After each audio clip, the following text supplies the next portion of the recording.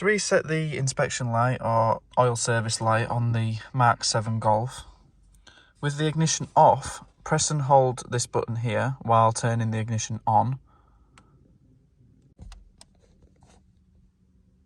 Reset oil service, reset. So when the item that you want to reset pops up, let go of the button.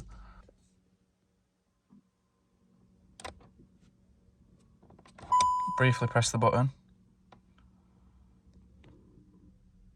Need to catch it at the right time. Service interval reset. And to reset the inspection light, we need to do the same thing, but release the button and press it at the right time.